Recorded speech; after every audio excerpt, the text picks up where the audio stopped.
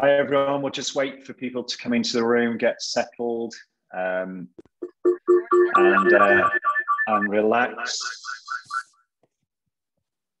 And we'll get the feedback out of the way. That's fine. Sorry, yeah, so just wait for people to come in to the room and get relaxed and get ready for our session with the Association of Colleges next. Hilary Clifford, really grateful to Hilary for being here, and I'll do a proper introduction in a moment.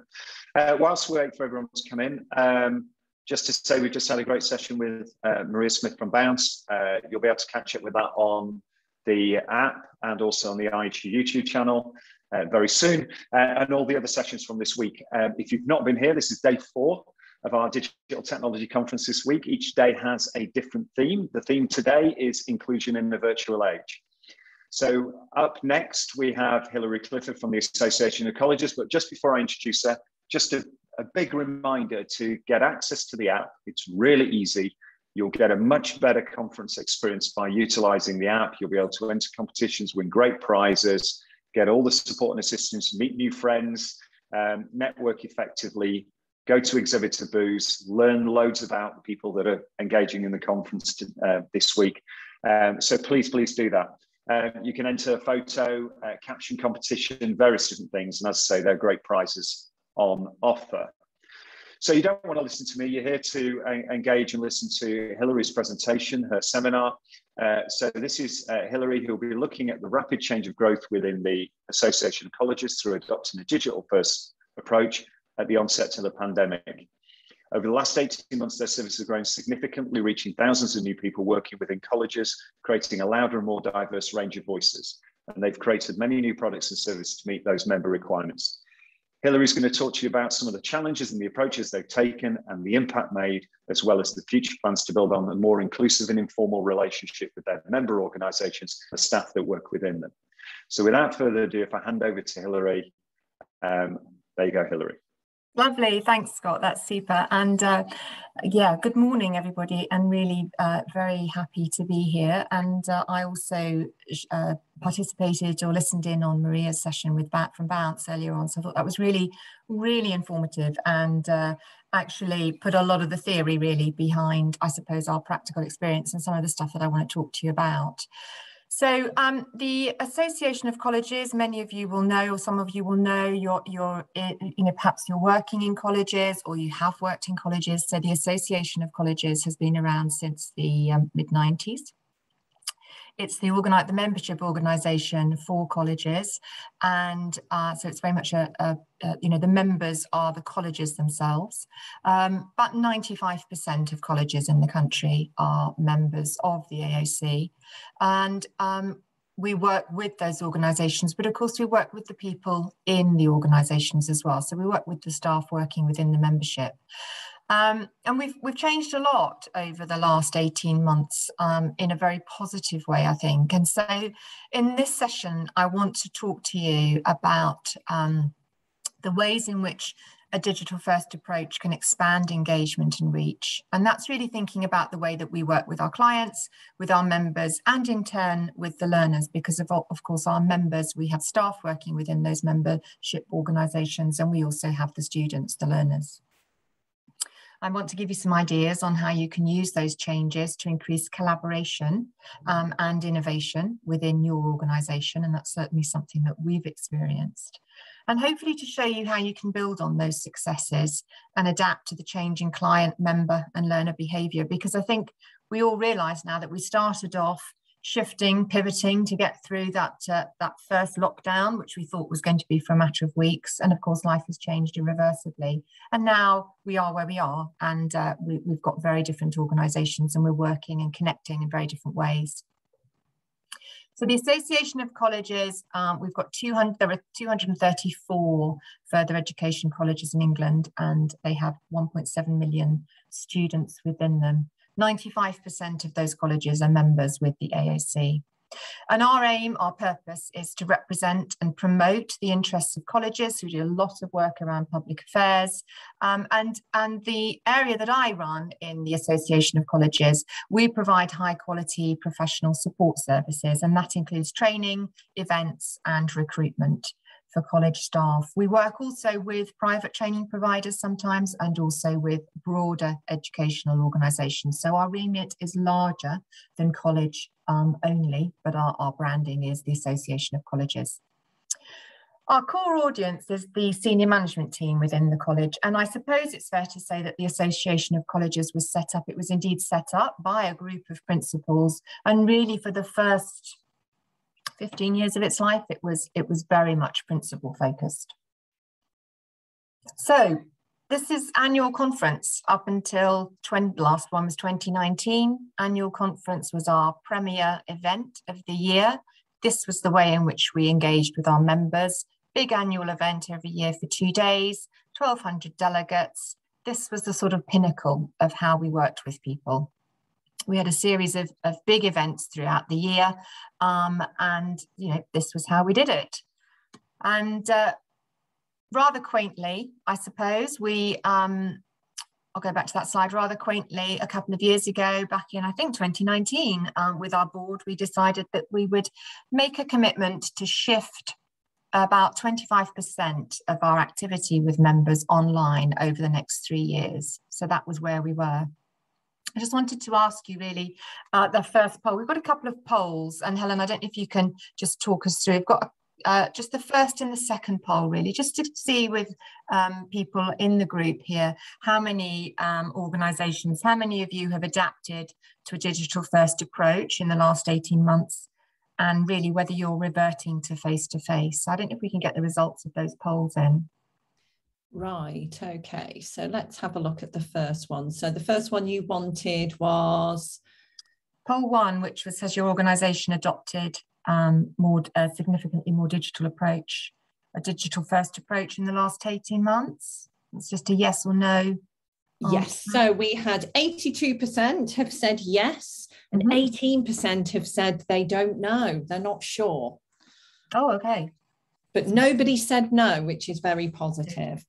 Okay, great. I think probably digital first is perhaps the sort of the misnomer there in terms of don't know. So I guess the digital first approach is that you're primarily engaging with everybody digitally, and we were forced to do that. Certainly as a membership organisation, our members, the colleges and providers weren't, because obviously you were only doing that virtually through the actual lockdown, certainly the first one.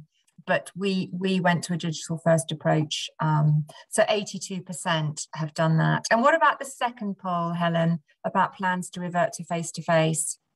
So with the plans to revert face-to-face, we have had 50% have said yes, plans to revert to face-to-face, and 50% have said no. Okay, interesting. So split exactly down the middle. Yeah, that's really interesting. Thanks, Helen. So we'll don't know if we've got anything in the chat around those polls, because I can't see those as the speaker, but if there's any comments, Helen, I'd be really grateful if you could just sort of share them. We haven't had any comments in yet, but if everybody on wants to, if people want to pop something in the chat, I'll make sure we share it with Hilary. Okay. That would be great. It's good to have conversations around this, I think. And as I said, certainly if anyone else was at the session with Maria about sort of developing that sense of engagement and community and using our, system 1 and the system 2 and how we do that, I think that's really important in terms of continuing that engagement. So in 2019-20 in that financial year, we delivered 46 conferences and training workshops, and those were all face-to-face. And we reached approximately 3,600 of our members through those events. As I said, pre-pandemic, we had a commitment to go virtual with 25% of our events over the next 3 years, which, as I said, looking back, really sounds rather quaint. And actually, there's nothing like a crisis, is there, to get you working in an innovative way and working at pace. In the year 2021, our financial year is 1st of April through to the 31st of March. So I think we delivered one virtual event in March when everything went into lockdown and it was all a bit mad. But then in 2021, we delivered 148 virtual conferences, webinars and workshops, and we reached approximately 21,000 members during that time, and it's still growing. So that was amazing, really. And, once we'd got over putting stuff online, and using the right platform and working out how we were going to do it, it just really grew, and we were thrilled with the interest and the attendance at all of these events. We found that we were really able to engage with people working within our organisations that as a membership body we just hadn't engaged with before, and we started to build a real sense of community within the AOC. And also our members told us that the things that we were doing really increased a sense of community within their organisations, within the colleges. So it was great for us, it was great for our members, and it was great for the staff working within it. So it was a total win-win-win. So we pivoted the business to a digital first approach, which means that digital is the first thing that we do in terms of any activity. It's increased our events and the member engagement and the reach. So just going to talk you through really what we did.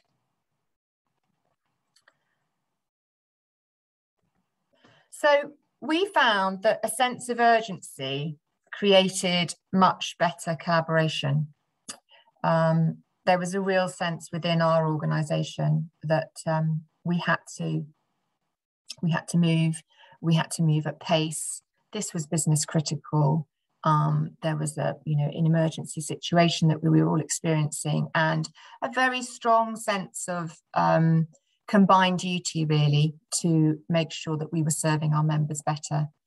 For us as a business, we were a zero income business suddenly, because all of this stuff originally was done free of charge, but it was absolutely core to who we were as a membership organisation. So you immediately stopped any internal debate about, are we charging for this, are we not charging for this, because it was something that we absolutely had to do.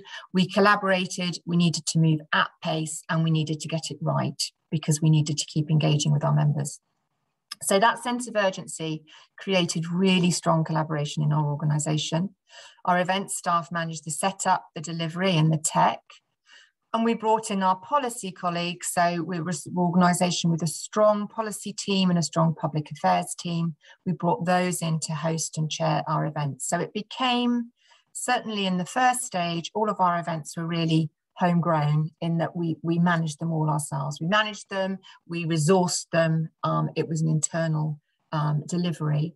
We were researching and developing how we did it on the hoof, working long hours, but just working it out and using all of our internal resource to the best of our capability to ensure that we had some really strong events.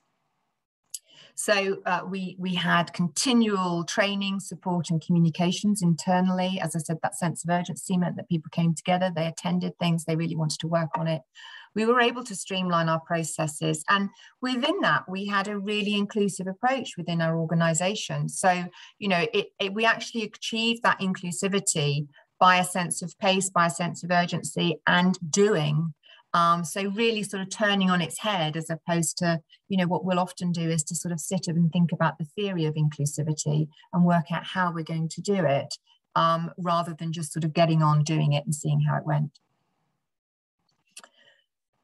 So the digital first approach really gave us some very strong benefits. We moved all of our content and format online. We reached a new audience, which was, as I said, really quite surprising for us and extremely exciting. So we segmented our members. We were able to move from principals, finance directors, HR directors, vice principals, governors, chairs of governors, out to other groups of people, heads of department, curriculum leaders, health and safety officers, tech managers, the whole area around cybersecurity, and teachers as well. Really, teachers working within colleges who probably had never heard of the Association of Colleges before, because it was something that others did. It was something about their organisation or the principal or the senior leadership did, but they suddenly really got involved. And as I said, that really then created that sense of community. So curriculum heads were then using some of our events for continuing professional development, for staff development within their own teams, for good practice sharing, best practice sharing. So the events developed a life and purpose of their own, and we were able to offer them much more quickly. We were able, when we decided to start pricing, so we offered everything free of charge from March through till August, end of August. And then in September, with trepidation, we started to price for our events, thinking, gosh, will people actually want to pay for this as well? And the answer is yes, they did. We were able to price much more flexibly. So we moved away from a delegate fee of per head model to an all college fee. And members were telling us how they were using it. So they were signing up for events as a college, but they could have any number of delegates attending. We were recording the sessions, so they could then record them and use them for CPD with other teams. It gave massive flexibility, and we were also able to get really fast, rapid responses from our members, so that we were able to then respond to that, so that we had just a much, much faster pace of innovation and creativity. So way more creative. We were generating new events for new markets. So in 2021, we launched our first student-focused product, which is called Colleges Live, and that enables colleges to sign up. Their students can then register for the event, and we have a global platform of speakers. We have a really diverse range of speakers from around the globe, lots of young activists speaking about areas that we know that our students really care about, whether it's the environment, whether it's about equality, whether it's about diversity, whether it's about Black action, disability action, gender inequality. We have a whole host of speakers for those colleges events, which we would never, ever have known about, let alone been able to get to any of those events. And that's true for our members as well. So it just opens up a global forum for colleges and their students. And then the other thing that we held was in 2020, we held our first AOC Learning Week, which was a new event for staff CPD. We offered that free of charge for the first time in 2020, and I think we had about 1,400 delegates. And then this year we offered it a whole college fee, and we had about 4,000. So again, it enabled us to see that this was something that we were offering. We were able to innovate with confidence. We were engaging with staff at multiple levels in colleges. We created a really strong sense of community. We didn't necessarily set out to do that with our members at that member level, but then it just trickled down, which was so exciting. We were able to create new products and markets that have now become part of our annual calendar. And I suppose most importantly, we were able to be really flexible in terms of launching, reviewing, and then stopping some of the ways in which we're working. So very simple ways to develop and evolve our delivery models, which was new to us and really exciting. And I suppose to think about what Maria was talking about in her session, really building that sense of community, building that real system of engagement, making sure that we were engaging with people, not just in that very functional way to do, I suppose, if you think about many webinars pre-pandemic were pretty much, a series of PowerPoints or some fairly pedestrian chalk and talk type activities that really just, talked at. And what we were able to do was really to work with our members and people working within those organisations to build really inclusive and engaging ways of working. And in developing that inclusive and engaging way of working, we have been able to create new networks of partners and sponsors. So really, I think from 2015 onwards, we found that our traditional conference and events format was declining. We were declining in terms of delegate attendance. And the market for colleges and the way in which our market, is fairly tight on cash, fairly tight on new developments, meant that we were sort of, we had an attrition of sponsors really, because you can generally only get sponsors in if there's, obviously people want to sponsor events because they have a core purpose in mind. They have a business requirement that they want to achieve as well. And so we weren't really able to engage with new sponsors using our old format of events. That was quite hard, unless there was perhaps capital funding budgets available, or, the greening of the economy, there's limited opportunities to really engage with new people to bring into that whole community of colleges. But what we found now with the digital first approach is that many partners and sponsors want to work with us because they can engage with our members in a very different way as well. They can engage through running a seminar, through engaging in some form of webinar and conversation. They can offer additional value to our members. They can trial some of their own product development with members. So it's just taken it to a very different level, probably a much more sort of dispersed and equal level. But we find that there's way more engagement, there's way more interaction. And it's probably peeled away some of the formality of relationships, so you can actually work with the nub of what you want to achieve much more, because the pace is so much faster. So with a digital event whether it's it either works or it doesn't. It sort of flops quite quickly or it flies quite quickly, and so it means that the way in which you can work with your partners and sponsors is probably more real and more grounded, and that's been really beneficial. I don't know if we've got any conversation, Helen. I'm sort of conscious that I'm talking quite a lot here. Have we got anything on the chat around this? We haven't got any questions yet, Hilary. Okay.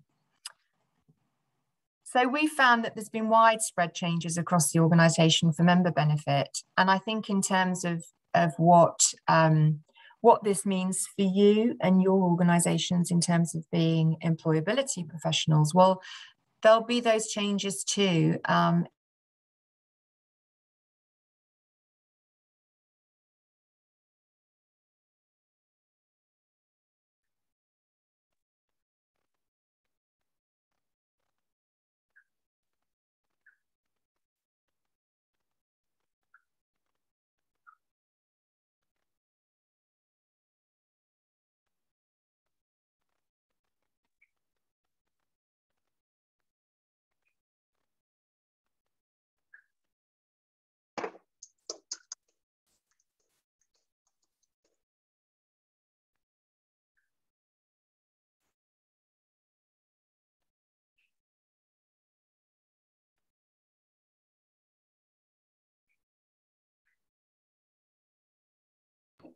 I think we've lost connection with Hilary there, Scott.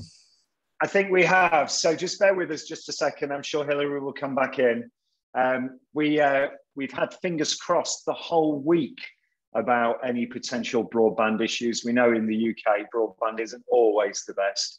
And so far, we've got away with it. So if you just bear with us just for a few moments, we'll get Hilary back in the room and we will carry straight back on. No problem, Hilary. We've just been explaining. So we'll do that. Yeah, we've just been explaining. So if you get yourself together, absolutely fine, and get to where you were in the presentation, Hilary, we'll be good to go again. Thanks. Sorry about that. I've had problems the last 24 hours with my broadband, so it may happen again. It just drops. It's so annoying. So I apologise. So I don't know where we got to. I think I was talking on this slide about innovation opportunity, and really the much sort of more real way in which we're working with our partners and sponsors, and that whole pace of change and the way in which you can fly or fail quite quickly. I think with digital, that's the sort of the beauty of it, the joy of it, really. It means that it changes the way in which you can work with partners and sponsors. So we've found that's really sort of rejuvenated, and we've got growth in that area without a doubt. And I think that there is real transferability to the businesses in terms of employability and working with your clients. And I certainly hope so in terms of what I'm talking about here. But what we do find is that our audience and stakeholders, we have to quickly adapt to their changing behaviour. So I suppose we're really conscious that we have had a very successful time. I don't seem to be able to move my slide. If you hover at the bottom, Hilary, it should appear. If you click on it now, it should appear with some, there you go. So if you go just to your left, you'll see an arrow pointing to the right. Okay, thank you. Thanks, Helen. So yes, I think that for us as an organisation, one of the things that we're conscious of is that we have now got this fantastic, diverse, inclusive community of members. We've got our members, and then we've got the people working within our members. So we're now engaging with thousands and thousands of people, and that's marvellous and really exciting. You know, can't say how exciting it is. But of course, what we've also now got is this diverse range of voices with an opinion, telling us what they want, what they don't want, what they like, what they don't like. And so it means that that whole rapid pace of doing everything, it's like it's here to stay, which is also something that that we've got to get used to, and so that then changes how we go about our work. And I thought perhaps it might be useful to look more widely in terms of the area of vocational training, which is more related to the work that you're doing as employability professionals. And there was a British Council report out quite recently. I've got the link on the slide for you. And that looked at how practice and perspective has innovated in vocational training as a result of the COVID pandemic. And looking at insight from 5 countries there: Ghana, India, Malaysia, South Africa, and the UK. So quite an interesting report to look at. You know, I'd suggest you look at the link. It's certainly the exact summary. And they asked 5 questions to vocational training providers across 5 countries. So those 5 questions are: how are institutional policy and structures likely to change? What changes are proposed to your curriculum or occupational areas to reflect the rapidly changing demand, and how are they identifying that demand? How will learners get the practical and work-based experience they need, and what changes are needed? What changes are needed in the skills and types of staff, and how can delivery model ways work of how can new delivery models work to promote more inclusive practice? And I think all of these questions are relevant to all of us in terms of our organisations when we're looking at our organisations, because life has changed. And I understand that, you know, a lot of you have said that you'll go back to face-to-face, about 50% face-to-face delivery, but I would be surprised, and really interested to have some comments in the chat here. I would be surprised if any organisations are saying we've gone back to pre-COVID processes. Nothing has changed at all, because even if your organisation hasn't changed, your clients have changed, because we've all been through something that's pretty life-changing. So I think we all have to reflect on how we're going about our work and what changes are in place. And many of those changes are really positive and exciting. So those were the questions that they asked.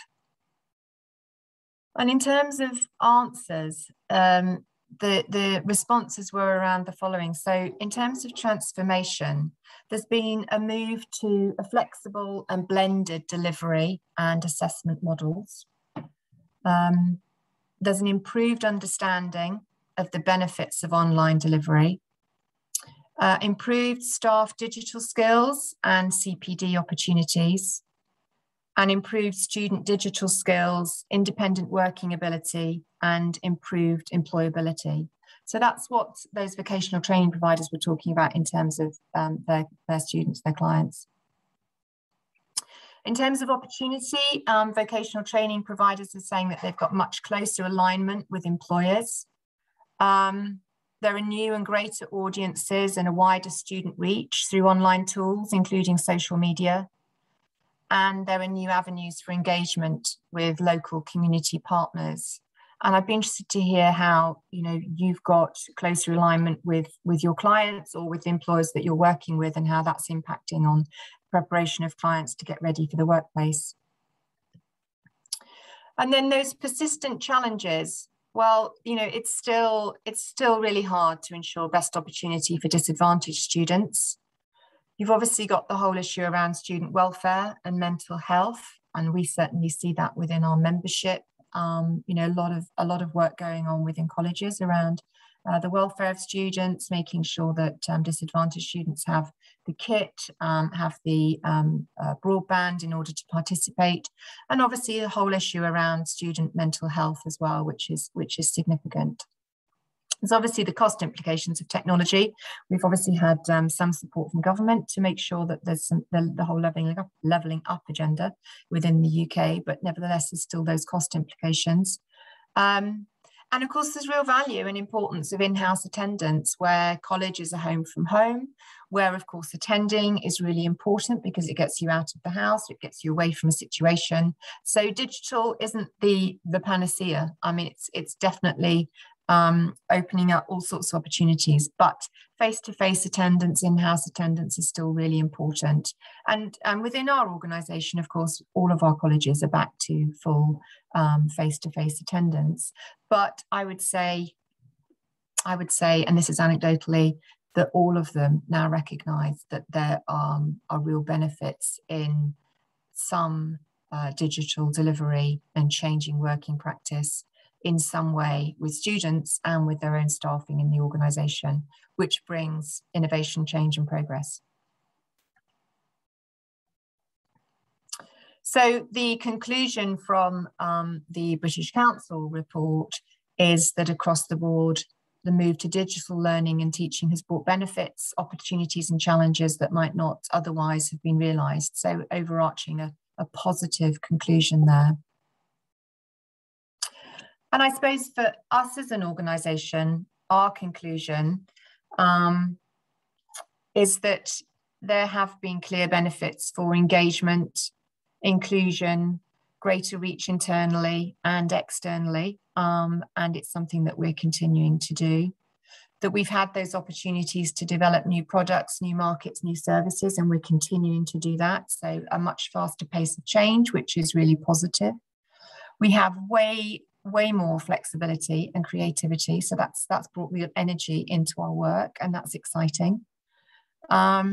And there's some very strong benefits of that fast pace that I hope I've talked about, but we need to keep moving. So, you know, we've created a beast really, and we need to keep moving with it, and we need to keep engaging with those tens of thousands of members that we're now engaging with, and making sure that we can meet their requirements and keep them included and keep them feeling that sense of belonging to the organisation and that sense of belonging within their own colleges, because we have a role there with our members to create products and services that they can use to generate that strong sense of inclusivity and community. So we need some digital strategies in place to inform our progress. So we now have a clear digital strategy and how we run our services. And that's what I would say every organisation needs to have if they haven't got one already. And that's really about a digital strategy for engagement and inclusion. It's not just about tech. And community is vital. So digital and face-to-face is essential in creating that sense of community. And we need to ensure that we can continue to create this so that behaviours and expectations increase. And that's, as I said, that sort of ongoing sense of change. And this is what we have now. It's not a short-term fix. It's something that we've got. And that's how we're working. So that's the end of my presentation, and it's 12:05. So we've got plenty of time for questions and conversation. I don't know if we've got any comments, Helen, in the chat. We have a question for you while we're waiting for some other people to get any comments and questions in there. Sean has asked, how have you built your online user experience in terms of your programs now you have a more diverse customer base? Thanks, Sean. So the user experience, I think we've worked quite hard in terms of the platforms and how to get that level of engagement. So for example, With conferences, we will run it, if it's going to be a lot of people, then we will run it. It's very difficult to have everybody engaged and able to speak, because, that's the conference format. But we will do much more in terms of the webinar format, so that we can actually have engagement. People can unmute themselves, they can speak, and we really encourage that. We encourage the use of breakout rooms quite a lot, and then feeding back. And we will also have enrichment activity post events as well, that members can take back to work with in their own organisations. So those are the things that we've got. We've seen this rapid evolution from being grateful for that information push out at the start of the pandemic, where everybody really sat on a screen and listened and probably took notes and then shared within their organisations afterwards, to something that's much more interactive, that people can then respond, comment, shape on the day. And that's evolving, but that's something that we're continuing to do. We've got our... Sorry, Hilary. No, go on. I apologise. So we've got obviously our big event in November, which is our annual conference. Now that's going to be face-to-face. We're live at the ICC in Birmingham. It's going to be fully secure. It's going to be 2 days. We've got a lot of people coming to that, and we've got people saying, yes, I really want to be there. I want to be there meeting people. I haven't seen people for 18 months. I'm bringing my senior team. This is a CPD team building activity. We are going to be there. So we're building an annual conference which meets the expectations of those delegates that are attending. But we are also building a digital package that we can provide for members, that will be some elements of recorded activity, but also some different elements too. So for example, this year, for the first time, we'll be having breakout sessions, which we will be recording in a digital first approach, so it will only be digital, that will be looking much more at sort of in-depth curriculum issues, working with teaching staff, so that those can be used for CPD. So the user experience there is going to be hopefully as positive at that level, at curriculum level, as it will be at senior level for that networking, getting out there, feeling part of a sector, hearing some of the big speeches.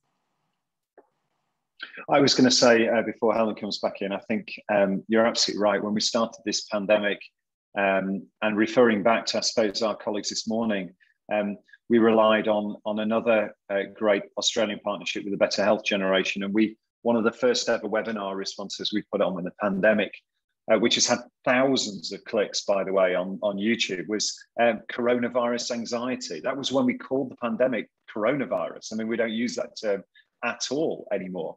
And yeah, that got us swayed, because I think what we were doing was, instead of, which was perfectly fine, by the way, delivering the health service messages, which were quite clearly important but quite scary, what we were saying was, as a human being, this is how you can potentially cope with this. And it's all right to feel anxious. It's okay to want to be connected.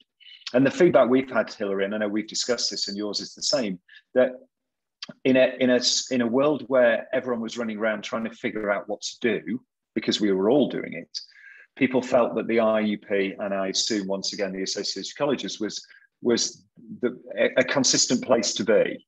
And that was really useful, and felt connected constantly and able to really, really engage and continue to engage, and then you build from there.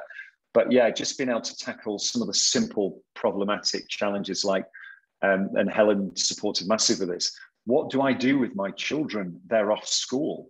I'm not an educator. How do I possibly deal with this? Was a very human reaction. It wasn't work related, and it wasn't even from a professional institute professionally related. It was just a human response to a very, very massive concern. And just for the record, I have the utmost respect for lecturers and teachers now, because I had to step into that role, and it was dreadful. It was one of the most scary experiences of my life, trying to get my children to not keep asking for food and drink and everything, and listen to the lessons that we were supposed to be doing. So anyway, I digress, but it was fascinating.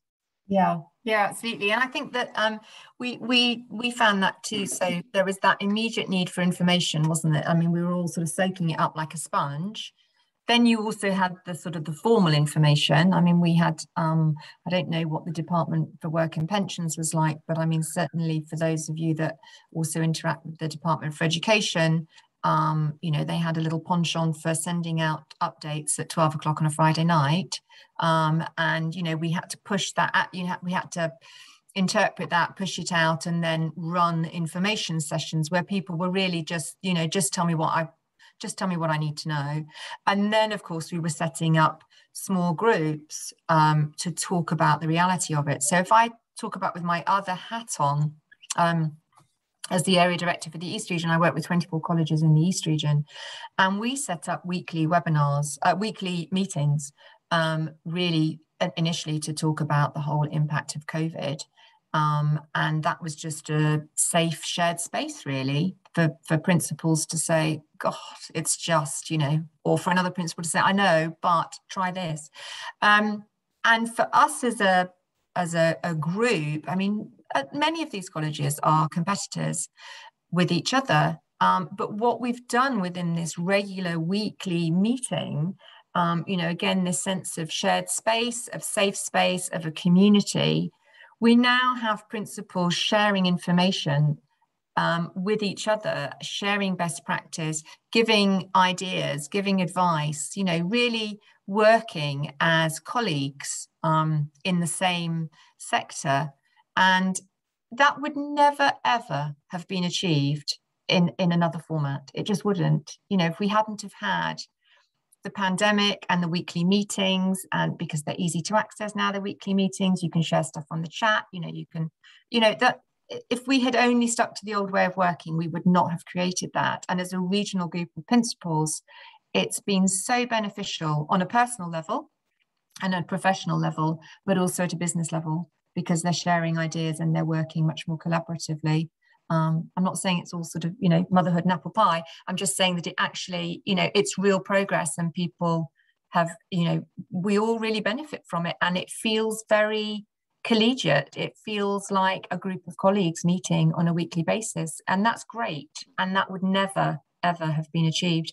And now we start to talk about things like, you know, how can we be more inclusive? So we as an organization have signed we've developed, co-developed and created and launched today a protocol with other recruitment agencies working in further education. So organizations like FE Associates, Protocol, Morgan Hunt, Peridot, I think, and us. And we have made this anti-racist statement today in terms of how we work with our recruitment practice and our clients. And we've all made a series of commitments in terms of how we're going to work. And that level of inclusion and some really exciting things that we're going to be doing at annual conference, and really focusing now on how can we create that sense of belonging. So offering free places to aspiring Black leaders to come along to conference, hosting a lunch between the recruitment firms so that we can all talk to people about, you know, just about career aspirations and career progression, and thinking about that much greater segmentation of our audience at annual conference to create inclusive little spaces within it and inclusive communities within it. So diversifying, but being so much more inclusive in a way that you just didn't do it 2 years ago. And we would never have thought it would end up like this, but it has, and it's great. And it's a different way of working, but there are a lot of benefits to it. So it's about the blend, about the technology, using the technology, but then, you know, so actually now coming together for a conference is about coming together. It's not about, you know, getting the information from the minister, which is what everybody wanted 5 years ago. That's sort of like, okay, it's interesting, but it's not really why I'm there. I'm there because I want to meet other people and feel that sense of belonging and networking within my space.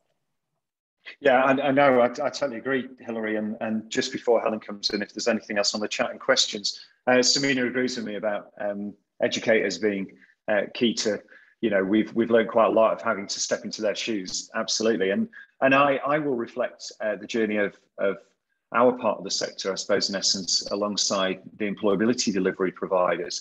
I mean, there were pockets of amazing collaboration and partnership work across the piece for a number of years now, but how quickly that's been expedited in a time of crisis has filled me with absolute joy, genuinely, in terms of the ability for things to come together, and for organizations and people alike to but to continue to take responsibility for what the future will look like. So, we host roundtables around sustainability of the sector, around quality improvement, and people actually thinking about how these services can improve because they have the space to do that.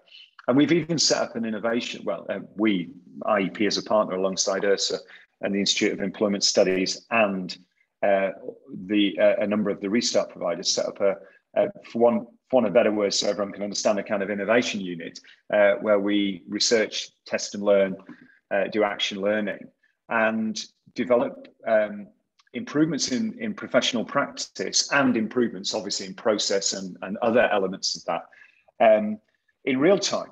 So we're not now waiting for program evaluation along further down the line when actually the program is concluded and the evaluation is great, but it doesn't really help anyone on the program at that period of time. So that's within the restart program. So in a long way round, what I'm saying is that organizations have seen that collaborative approach, that co-opetition in real life, and are embracing it in a way that I've never, ever seen, Hilary. So it's really, really exciting. No, it's very exciting. It really is. So have we got any comments or questions, Helen? I know that we also had a few more polls and we haven't got the results of those yet. Yes, we can do those. Before we do, Sian has said thank you for answering her question, and she will be at the Association of Colleges conference. She's looking forward to it, so I'm sure she will see you there. Look forward to seeing you there, Sian. And Samina has said this all sounds very positive, Hilary. Thank you. Good. So what we need to do then is decide which of the polls we want to go through next. So which one would you like me to share the results for? So the third poll was, are there real benefits for your clients in a digital approach? Okay, so tangible benefits for your clients. We had 88% of respondents said yes, there are real tangible benefits for clients in a digital first approach. Nobody said none at all, with the remaining 12% saying that they're unsure. Right. Yeah. So that's positive. Good. And then can you see some challenges for clients in a digital first approach? And I was wondering if there would be an opportunity there for people to put comments, but maybe that hasn't happened. It hasn't happened yet, but the Hoover platform, the wonderful thing is this platform's going to stay live and people can add those so they can reflect. And what we can do is we can ask people now that they've, to reflect on that. The great news here is we should get some good feedback, because 100% of respondents have said they can see some challenges for clients in a digital first approach. So I think it would be really useful then if people could pop that into the chat and we can follow up on that, because the more challenges we're aware of, the more we are able to work together, aren't we, to help and support our clients in overcoming those challenges. Yeah, absolutely. And I guess it refers back to your comment, Scott, about, the sort of action learning. So that's a really interesting point. Yeah.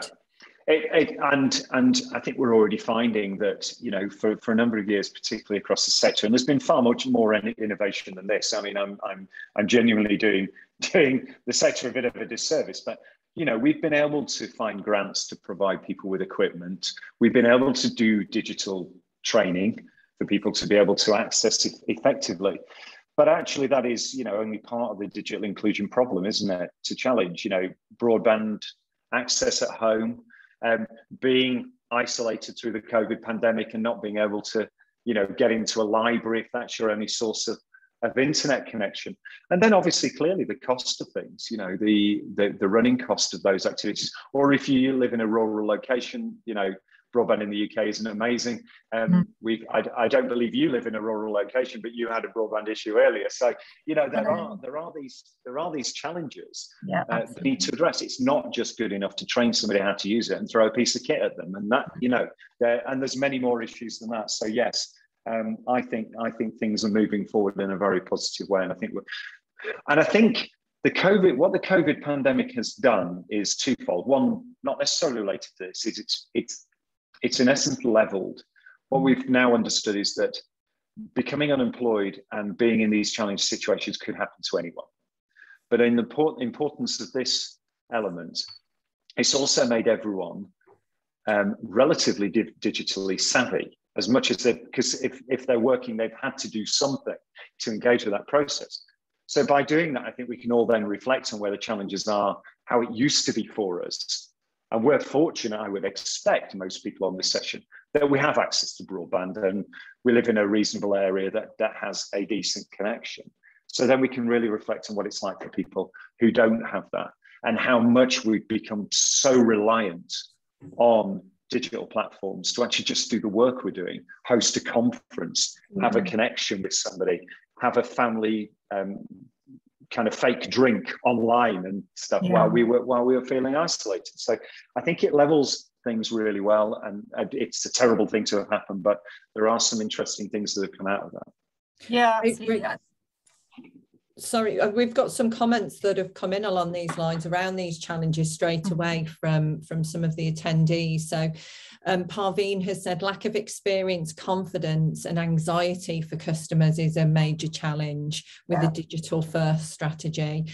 And Brona has said main challenge for clients is the access to Wi-Fi and equipment, as we've just been saying. And actually I live rurally now. I've recently moved and I live rurally, and because the actual broadband is so bad, I have to use a combination of 3 different 4G routers to guarantee coverage, and that's just it's not practical for people. It's certainly not practical for most people to have that level of IT support in the background. So it is a real challenge. No, it's a tremendous challenge. And I think one of my most bruising experiences in my sort of professional career really is I was pitching for a piece of work at the beginning of the pandemic, and I lost my broadband. So this was all early in terms of trying to do this by Zoom. And I just kept losing my broadband. And the people were very pleasant about it. But, you know, I was a sweating mess, actually. And I talk about, you know, I just thought I was utterly useless. And of course, by the time you've got that little worm in your head saying you're absolutely useless, even though you've reconnected, you know, you probably are quite useless because you've just lost it. And that was, you know, so powerful for me, because I felt completely discombobulated about it, and just that feeling of, my God, if this was in a room and it, you know, it'd been my PowerPoint presentation, I would have chatted, I'd have found my way of getting through it, but all of my usual workaround skills had just gone, and I was, you know, I just felt pretty useless. And that's, you know, that's from a point of sort of starting the session feeling quite strong. So that was really quite sobering for me as an experience in terms of you know, how of technology and how the world has changed and how we have to think differently. Definitely. So that's all of the comments and questions we've had at the moment. So thank you for that.